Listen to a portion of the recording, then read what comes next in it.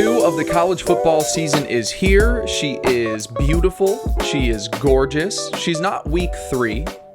I'll give her that. She's not week 3. She's not week 1. She's here. She's a solid 7 at the bar that at midnight you go, hey, that'll do. That'll do, donkey. Welcome into the Friday episode of the SpringBlake College Football Show. If you know that I'm SpringBlake, then you know what the rest of this thing is. Thank you all for being here. It is Friday, September 5th. We have got our short Friday show of the week. Couple of game previews to get into that we didn't get to do on Wednesday's pod. We are also going to go through my 5 best bets of the week, in which we'll hopefully rebound from what was a really poor week 1. We've adjusted, we've self-scouted, we see the board a lot clearer, and this is where you can really get in on smart plays in college football, because the general public does a really bad job of overreacting to week 1 and letting that dictate how they feel for the rest of the season. There are some lines here that totally go against what you saw in week 1. We're going to be bouncing on them and taking them riding into week 2. Bouncing on them. Don't know if that's the start that I want or those words out there. Pause. If you are here for your first time, thank you for joining this show. I love doing it. We do it 3 times a week. It is all things college football, betting, previews, recaps, top teams, all that stuff. If you are here for the first time and you're watching on YouTube, please subscribe to the channel. Make sure to give us a like, give us a follow, comment on the posts. Give me your best bets for the week on our Friday show. Leave a nice little comment there. If you are listening, Spotify, Apple, wherever you get your podcast, please give a 5-star review. Please subscribe to the channel. Please follow my socials at SpringBlakeCFB. That is primarily Twitter and TikTok. We get a lot of daily clips out there. We get some more betting insights. Specifically for this week, we have a little bit of an adjustment too on social media. Last week's Friday show, we did the ball knower's guide to watching college football. And basically what that was is I was trying to educate the good people on, like, okay, here's your setup that you need. You need your 3 TVs. Here's how in the early slate you're going to watch the games. In the mid-afternoon slate, the evening slate, and the gremlin hours is what we call the nighttime slate. It basically was 12 minutes of me talking to you about all that, and there's no real visuals, and it became kind of a little bit of a mouthful. So that is going to move exclusively to Twitter. So if you want the ball knower's guide and you want my full slate of cards, we're going to put them for each slate, picture by picture, on my Twitter. So make sure to follow at SpringBlakeCFB. Is there anything else? Oh, I forgot to say, this is your favorite ball knower's favorite ball knowing show. That's what we are here. That's what the SpringBlake College Football Show is all about. Short show today, just some game previews. Let's dive into the 3 ones that I've got my eyes on the most. We already did Michigan, Oklahoma. So again, if you're like, oh, you didn't preview the biggest game of the week, we did it on Wednesday. Went a little bit more in detail than we will with these 3. But we're going to go through some of the other big games of the weekend, give you my 5 best bets, and head into what should be another great weekend. Balake. Where is Balake at? So Saturday, noon Eastern, 11 Central, we've got the annual Cy-Hawk game. The Iowa Hawkeyes taking on the Iowa State Cyclones. The Cyclones, I believe, are 3.5-point favorites. Over-under is set at that nice, beautiful 41.5. Always guaranteed to have a 60-minute fight between both these teams in the trenches. We have changed how we look at both of these games now. We talk about paths to victory instead of like, what do I think I know? What do I know about these teams? The path for victory for Iowa in this game on both sides of the football, and we've been saying this forever under Kirk Franz, lean on this Iowa State defense until they quit on the football field. You want to make this team submit to you early and often, and especially this year because Iowa State's defense has done a really nice job through its first 2 weeks, held the Kansas State offense pretty much in check in Dublin, then, beat up on a bad South Dakota team, but still beat them pretty effectively. I think it was 56-7 in week 1. The reason why that's so important this year is because you are at a pretty nice rest advantage compared to the Cyclones. They didn't have to play full 4 quarters of football this past week against South Dakota. They could take their starters out early, but you also are coming off of this crazy travel schedule and a grueling game against the Wildcats in Dublin. Iowa getting this game where it's at is at a really nice rest advantage because, yes, Albany hung around for a little bit in that game in week 1. Iowa pulled away. It wasn't something that you were overly concerned about. When I head into this week, I see Iowa's defense. I see the offensive line. I'm like, okay, well, I just trust that these guys are a little bit more fresh heading into this game.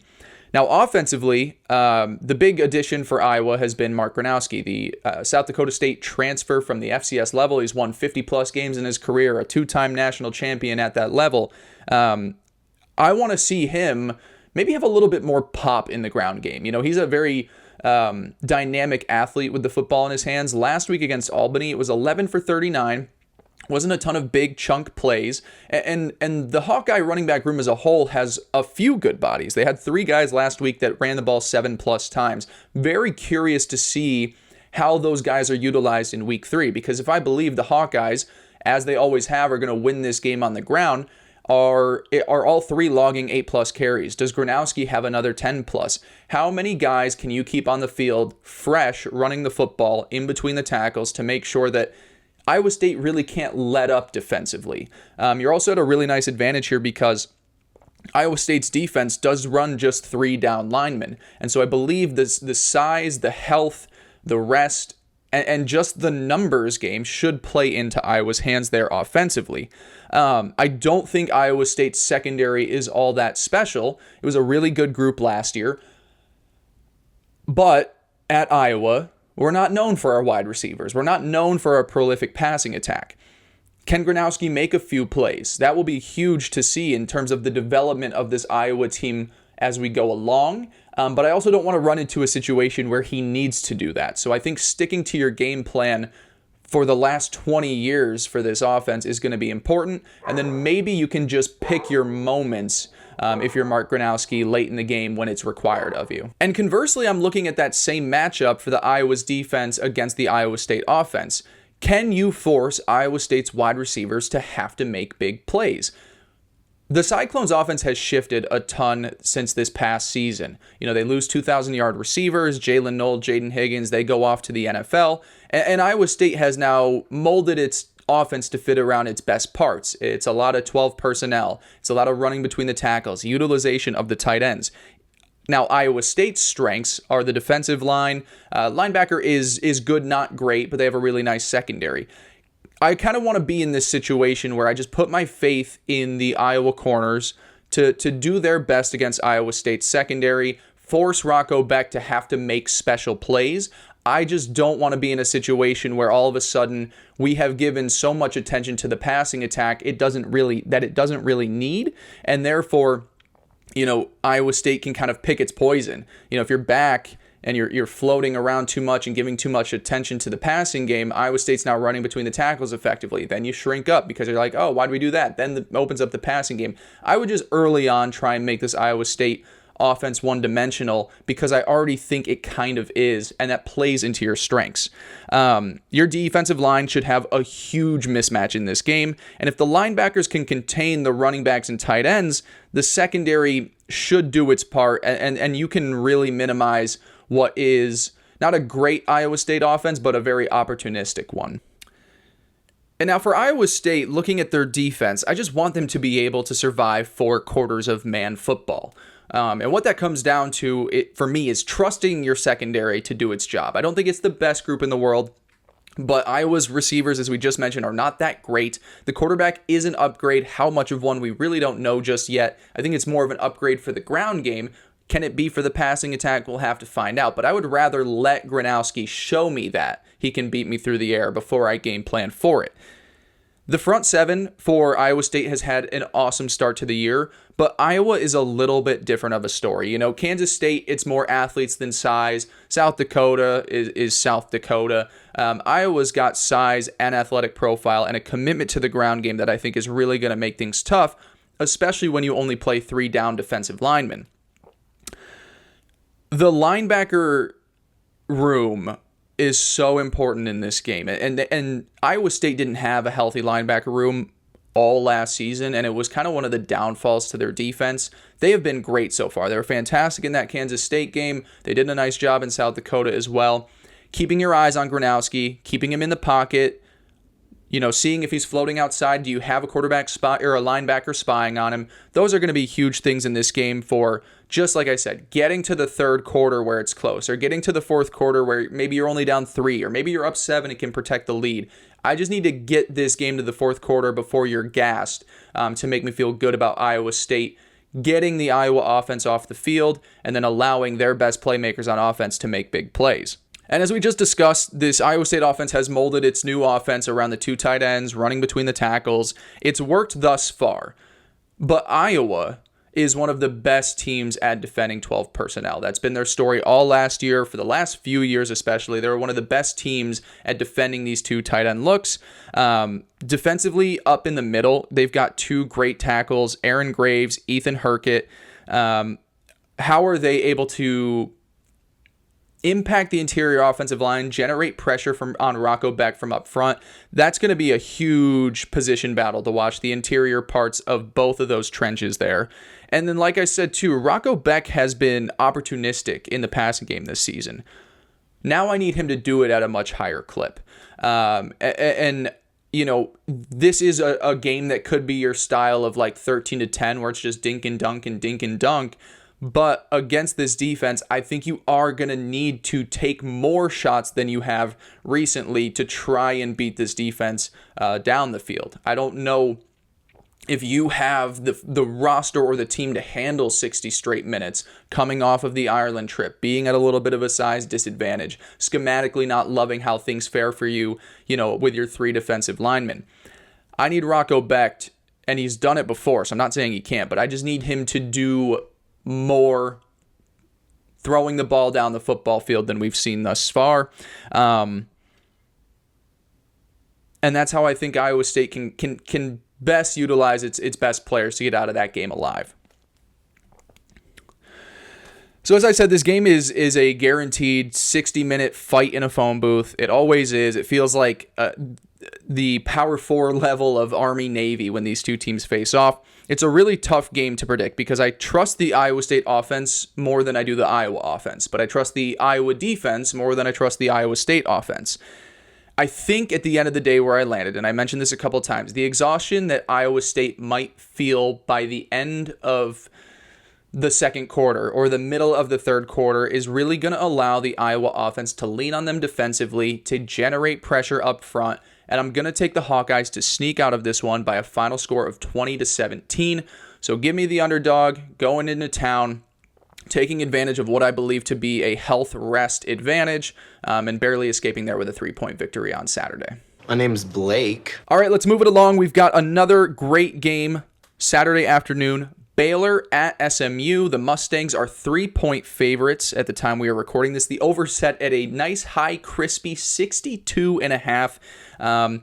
For Baylor, their path to a victory, I hate to make it sound so simple, but just can we do what we did last week? The offense was as good as it could have been against what I believe to be a really tough and underrated Auburn defense. I thought they were at an overall talent deficit, but still hung around for a decent part of that game. A lot of people have been on the offensive line, that being Baylor's, this past week, and saying how poor they looked and how it had been the strength of Dave Aranda's teams the past few years, and how if they're not going to be playing up to the level they were at, Baylor's not going to be that tough of a threat in the Big 12. I look at that game and I just think that Auburn's defensive line had better size and better athletes, and there's a difference between playing a middle-of-the-pack SEC team than it is a tier 2 team in the ACC, or, when they eventually get into conference play, how they'll shape up against the Big 12. I feel fine about the Baylor offensive line. And I also think that this game plays right into their hands. SMU's defense is so much weaker and inexperienced than what they had to see last week. They lost a ton of starters, a lot of new portal pieces, and with the experience along Baylor's offense, I really think they're going to be able to take advantage of that, specifically in the ground game with Bryson Washington. Sawyer Robertson, I think, is still one of the best quarterbacks in the country. I really like how this matchup fares for the Bears compared to last week when they had to go up against a really underrated Auburn group. And then for Baylor's defense, it just comes down to limiting SMU's star player at quarterback. Kevin Jennings was fantastic all season last year. He enters this year as one of the top 10 quarterbacks in the nation, one of the hardest guys to game plan for, but he also doesn't have the same help around him that he did in 2025. Now, the offensive line is really good. It might be one of the best in the nation, but they lost their top receiver, their top running back, a lot of new pieces at the playmaking position, and again, Baylor brought back a ton of production. They aren't really having to figure it out on the fly, and all things considered, despite the quarterback run hurting them last week, and it's something that very well could this week again, I thought it was a decent defensive effort from the Bears. No matter what is around Jennings, you can't be sleeping at the wheel when he's under center in the shotgun. You have to do a great job at minimizing his impact. Schematically, I'm going to say it again. I think this plays into Baylor's hands very nicely. Jennings' biggest weakness, if he had one glaring hole, was against two high safety looks all last season. The PFF grade dropped about like 40 points. The completion percentage, the turnover rate was much higher. Dave Aranda runs one of the highest clips of two high safety looks in the league, 75% last year for the majority of that game against Auburn. I think if you stick to that defensive plan, that will allow, Jennings to make a mistake or two on Saturday and start to pave the way to what is an impressive win for Baylor in week 2. Now, for SMU's side of things, I would really test out the Baylor front seven and just see how they're feeling after 4 quarters of SEC football. Like I said, I think the positional group up front for SMU's offense might be the overall strength of this team outside of quarterback. The Mustangs might not have an elite running back room just yet, but you also get the two-way capabilities of Jennings, and the offensive line is above 300 pounds across the board.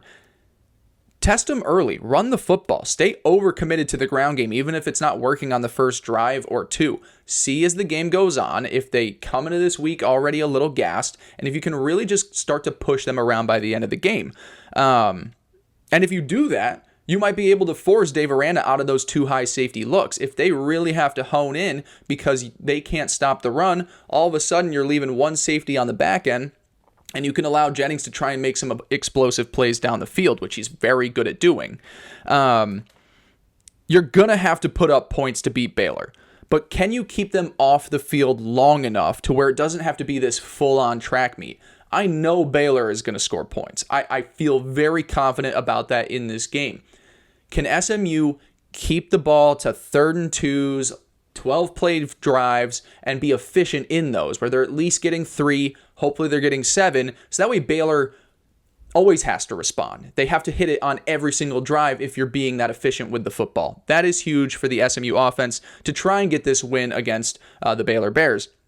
And defensively, hold on tight, man. Hold on tight, especially in the front seven.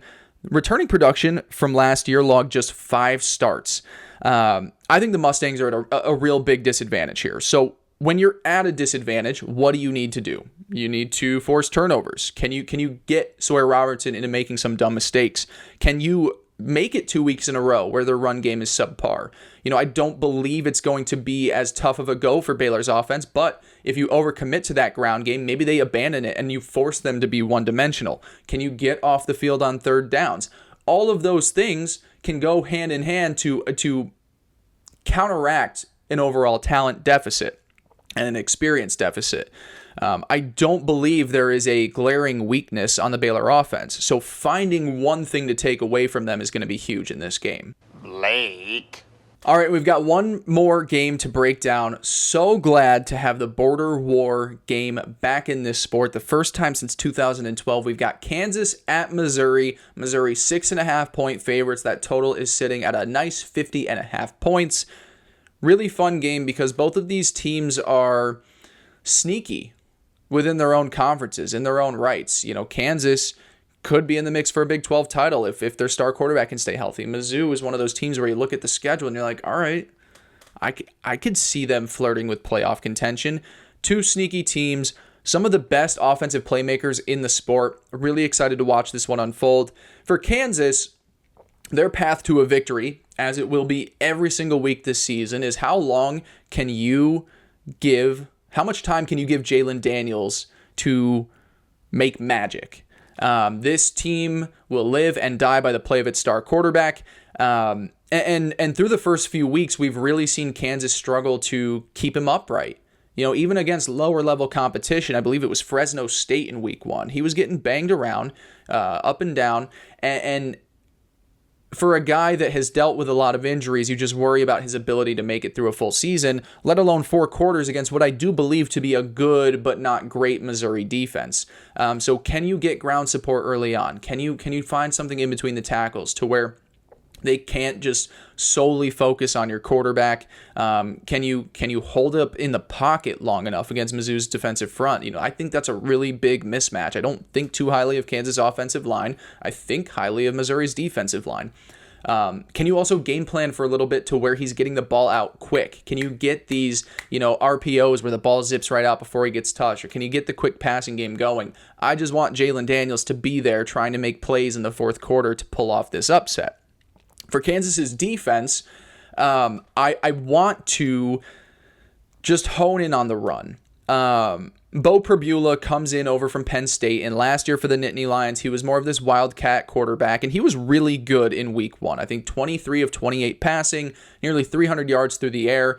He also added in 65 yards and 2 touchdowns on the ground. He's one of those guys that if he fully pans out, you've got a really talented quarterback. I know he's a good runner. I want to see him be a good passer in this one. I want to see him have to take shots down the field. I want to see if I can halt this ground game and let the new quarterback figure things out through the air. It's going to be harder to do than to just say stop Missouri's run game. But if I'm looking at ways for Kansas to pull off this upset, of which they're almost touchdown underdogs, it's going to come through just allowing Pribula to throw the ball around, and maybe you can force him into some bad throws, into some turnovers, because I don't think you're going to win this game if they're running at 5-6 yards a clip on Saturday. Now, Missouri's path to victory is just, I want to keep the ball out of Jalon Daniels' hands. So let's just keep smashing the Ahmad Hardy button until it stops working. Their star running back, where did he come over from last year? I should have this. Ahmad Hardy, he transferred from somewhere. Oh, it's going to make me mad that I don't remember. He was one of the prize additions, one of the best running backs available in the portal. He was great last week, 10 carries, 100 yards, and a touchdown. As I mentioned, Bo Pribula also ran the ball 10 times, 65 yards, and 2 scores. If I'm Missouri and I'm looking at this game, I'm like, all right, our offense has a clear advantage here against Kansas's defense. Can we just own the time of possession battle 2-1? Can we just sustain these long drives? Can we make it so when Kansas has the football, they have to be perfect to keep up with us? I think that'll be what happens. I just don't want to be in a situation where, it's late in the fourth quarter, you're down 4, and then all of a sudden you have to abandon your team's best strength. I would just use the strength early on, keep smashing that Hardy button until it breaks, and see if you can just walk out of this game without really having to do too much through the air. And then on defense, it's not going to be surprising. Anyone but Jalon. Let anybody but Jalon Daniels make a play. Now, again, when you spend so much time focusing on Jalon, you're probably going to lose a little bit in the back end. You're going to let your receivers walk freely around the back end of that defense. But I'd rather make sure that my eyes are always on Jalon Daniels. Can you keep him in the pocket? Can you dial up some pressure early on to bang him up? Can your linebackers always have their eyes on the star quarterback? You don't want to ignore everything else, but if you force Kansas to have to put the football into someone else's hands, I like my odds a lot more than number 6 just running around every single play, making dudes miss, making plays happen. This is a really fun game because on one side you have a team that has an advantage at just about every single position. And then on the other side, you have this team that is at a talent deficit, but it's the best player on the field Saturday is going to be their star quarterback. So it's like, what is worth more? I think that Jalon will be able to make enough plays. Do I think it's going to be 4 quarters of domination? No, because I don't think the Kansas offense has enough support around him to be able to sustain that. But I think he'll be able to make a few plays where we're entering the third quarter and this game still is a little bit tight. However, I think Missouri's ground game should eat this Kansas defense apart. I'll be curious to see how Pribula does throwing the football against a heightened level of competition, but I don't think he'll have to all too much to get a win on Saturday.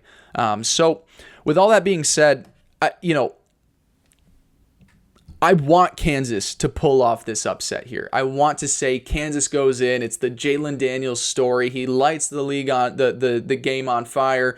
He's the leading story on Monday. I just think that Missouri has too much around the rest of its roster where, it's like David versus Goliath, and Goliath is a team and David is one person. I think it's, like I said, I think Kansas is going to hang around for a while. It's going to be a high-scoring game, but I'm going to take Missouri to pull away at the end of it, win by a final score of 38-28. So that is all of our previews for the week. We are going to finish up quickly with my best bets of week 2. SpringBlake versus ChatGPT. We're going head-to-head on the year. Look, I felt so good after week 0. I went 4-1. We were up 3-some units on the season. I got cocky. We went 1-4 last week. I was betting on games I had no business betting on.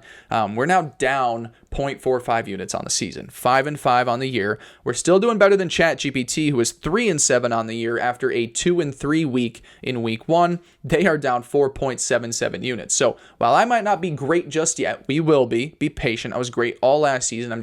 We're still learning things as we get through the early parts of this season. We'll be just fine. We're off to a great start because ChatGPT does not know what they're doing, apparently. I've got for you my 5 best bets of the week, and we're starting Friday night, so I hope that this gets out in enough time. We're recording Friday morning because life got in the way. We're taking Northern Illinois plus 17.5 at Maryland. And I just believe that this is a good spot. The line was at 14.5 and kind of grew up, so I think you're getting a really nice gap here in where these teams should be. I do not think all that highly of Maryland. I do think they'll still pull out the win. I just don't see it being one of those blowout type games. So we're taking Northern Illinois Friday night. Hopefully get a nice win to bankroll us into what will be a good Saturday for us. My second best bet of the week, we already talked about it in this show today. I'm taking the Baylor Bears plus 3 at SMU. I think this line is totally incorrect. I think Baylor is the better team. I think that they have an advantage at wide receiver, at running back, continuity on defense. And I think their strengths play into SMU's best strengths. So I think they'll be able to negate good with good. And I think the Baylor Bears are going to bounce back. People are down on them from how they looked against Auburn. I think it was an indication of how good Auburn is than how bad Baylor is. They'll go in there, get a nice win over SMU, but we're just going to take the plus 3 in case that game gets a little funky at the end. Second straight upset. We are going to Duke plus 3.5, hosting Illinois. I think this is a really good spot to get value on a team that isn't getting a lot of love versus a team that's getting a lot of love. I don't know if Duke is necessarily going to win this one outright. I do think it's going to be a close game. I do think Luke Altmaier really struggled his last time against a Manny Diaz-led defense. I believe that was 2 years ago at Penn State. Sure, the talent might not be the same, but I do think Duke is still a little bit of a sleeper in this conference, in the ACC. And I think they have enough fun pieces on offense to make things work. They get the transfer quarterback in from Tulane. I think there's going to be enough here where this game stays close. And again, I'm just playing the value of the fact that I think people are low on Duke, and I think people are too high on Illinois. So if you're giving me plus 3 at home, plus 3.5, I'm going to take the Blue Devils to cover that one. Maybe Illinois wins it, but it's like a final score of 21-20. So that's my third play of the week. Fourth play, we already mentioned on the show as well, too. I keep saying as well, too. Self-scout myself, as well. We've already mentioned that on this show as well. We are taking Kansas and Missouri to go over 50.5 points. You heard me predict the final score earlier in the show, 38-28. You know what that is? More than 50.5. I think that Kansas's offense is going to do just fine to put up points early in the game, but Mizzou will separate late, and I think their run game will still be able to just carve up this Kansas defense. So give me a ton of points in that game. Give me the over of 50.5 on Saturday, and then we are going to finish with a big boy. I saw a number the other day that favorites of like 40 or more over the last 4 years have this high coverage rate. I forget the exact TikTok. Sorry, I don't have the exact numbers here for you. We are going to lay Texas Tech minus 48.5. They were minus 52.5 last week, and I think won by 70. I think that was the final. We're going to take Texas Tech to win big here in their second straight game, minus 48.5, win by 7 touchdowns or more, and that is the 5 best bets for SpringBlake heading into week 2. Now, ChatGPT, do they have any that they are on with me?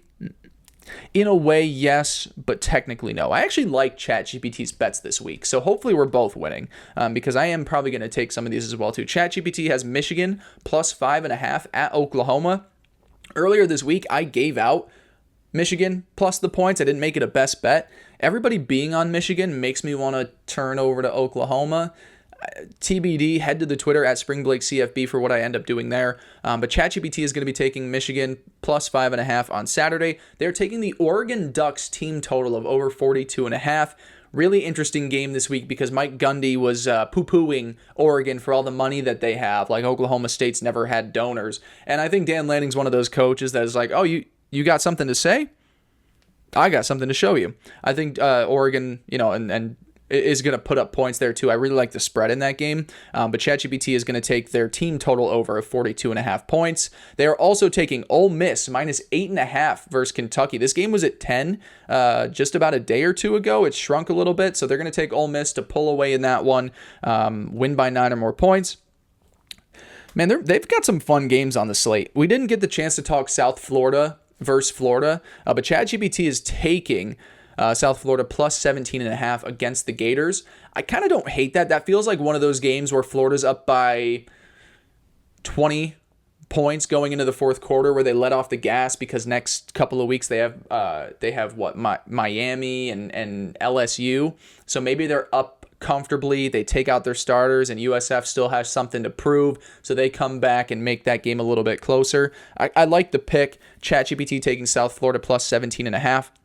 And then they're finishing off out west, USC minus 28.5 against Georgia Southern. I love that number at 27.5. Personally, if that switches over the next day or so, I like getting that across a football number. But they're riding with the Trojans to win big for their second week in a row, 28.5 points against Georgia Southern.